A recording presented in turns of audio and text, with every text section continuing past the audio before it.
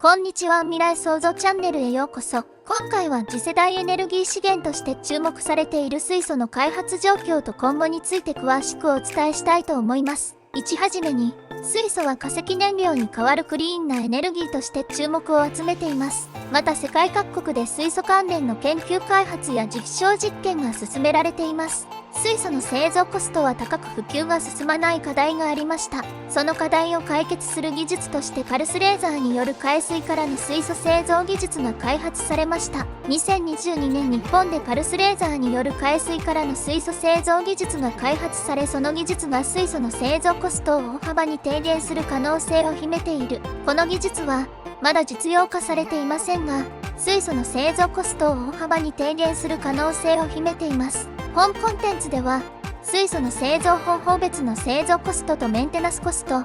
今後の水素産業の市場価値、今後考えられる水素関連の道筋などについて解説します。2内容。1、水素の製造方法とコスト。現在、主流の水素製造方法は以下の3つです。蒸気排出法、化石燃料水蒸気排出法、石炭や天然ガスなどの化石燃料を水蒸気と反応させて水素を製造する方法です。電気分解法、水電解法、水に電気を流して水素と酸素に分解する方法です。生物由来水素製造法、バイオマス水素製造法、廃棄物やバイオマスから水素を製造する方法です。蒸気排出法は大量に水素を製造するのに適していますが、原料となる化石燃料の価格変動の影響を受けやすいという課題があります。電気分解法は化石燃料を使わないため環境負荷が小さいですが、電気代が高額になるという課題があります。生物由来水素製造法は化石燃料や電気を使わないため環境負荷が小さいですが、原料となる廃棄物やバイオマスの確保が課題となっています。パルスレーザー海水分解法は海水にパルスレーザーを照射して水素と酸素に分解する方法です。パルスレーザー海水分解法のメリットは以下の3つです。原料が海水なので化石燃料やバイオマスを使わないため環境負荷が小さい。水素の製造コストが低い。海水から水素を製造するため水素の安定供給が可能。パルスレーザー海水分解法はまだ実用化されていない技術ですが、今後の水素製造技術として期待されています。2、パルスレーザーによる海水からの水素製造。パルスレーザーによる海水からの水素製造は再生可能エネルギー由来の水素製造方法の一つで、最も製造コストが低いことが期待されています。太陽光や風力などの再生可能エネルギーを利用して発電した電力でレーザーを照射し、海水中の水を分解して水素と酸素を製造します。この方法は再生可能エネルギー由来の水素製造方法の中では最も製造コストが低いことが期待されています。3、水素の今後の市場動向。水素の今後の市場は脱炭素化への動きにより燃料電池自動車、水素エンジン車の普及や発電、産業用燃料としての需要拡大などで拡大していくと見込まれています。2050年には世界全体の水素需要が現在の約100倍の10億トンに達するとの予測もあります。今後、水素関連産業は以下のように発展していくでしょう。水素製造法開発競争により水素製造コストが格段と下がる。コストが下がることにより需要、普及拡大が大きくなり、水素の貯蔵、輸送技術の開発、実用化も進む。水素の利用範囲が拡大することになり、法整備やインフラ整備も進み、ますます水素利用量が増加していく。この水素製造法開発競争に勝利する製造法は、このパルスレーザーによる海水からの水素製造です。現状、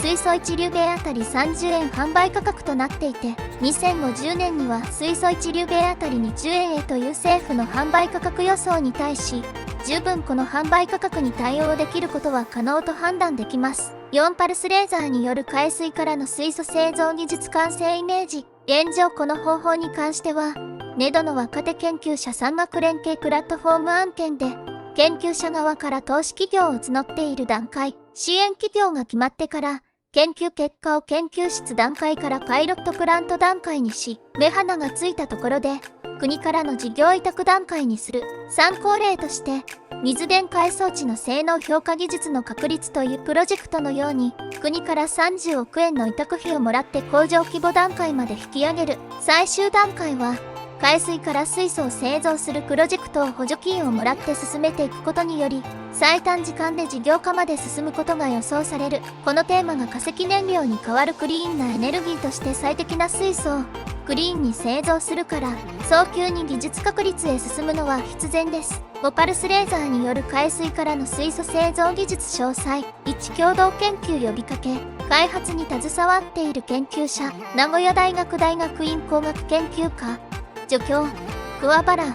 共同研究テーマ名と内容。パルスレーザーによる海水からの水素製造技術のスケールアップ、システム化、コストダウンに関する共同研究、応募フォーラム、若手研究者産学連携プラットフォームなどに具体的な仕組みと結果、円筒型ガラス瓶に海水を入れ、その海水に対してパルスレーザーを当てると水素が発生した。真水に対してよりも海水に当てる方が発生効率が高い。海水を希釈したり濃縮したりしても効率は上がらない。発生は水素と酸素で、不純物は無視できる程度と環境負荷がない製造法と言える。3課題と今後の展望。技術的な課題として、パルスレーザーの条件。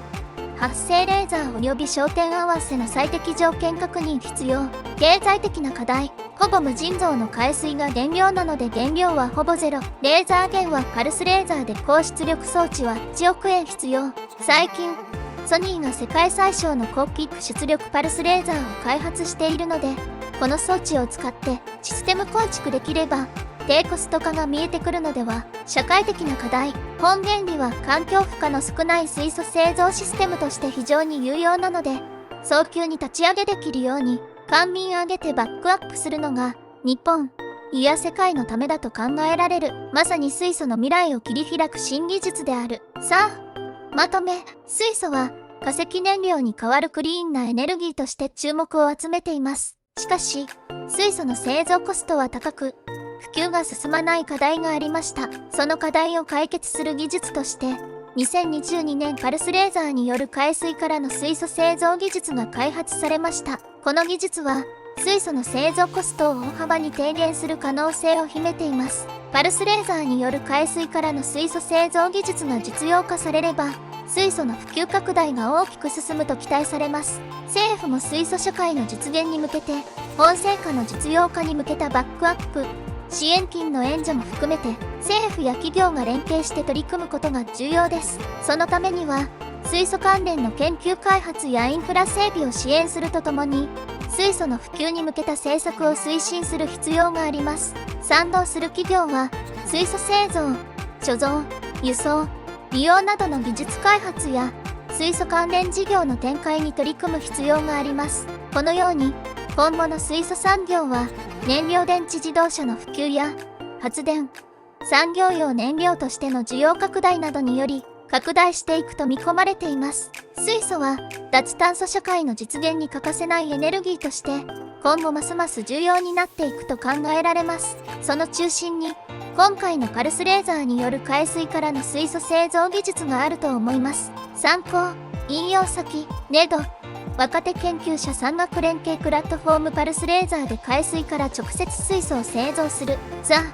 ロイヤル・ソサエティ・オブ・CHMISTRY。2022フェムと秒レーザーパルスを用いた海水からの無電極水素製造、産業技術総合研究所再エネ等由来の電力を活用した水電解による水素製造プロジェクト、ソニーレーザ市場に革新をもたらすウェイハレベル LD 冷気固体燃発光レーザー。4、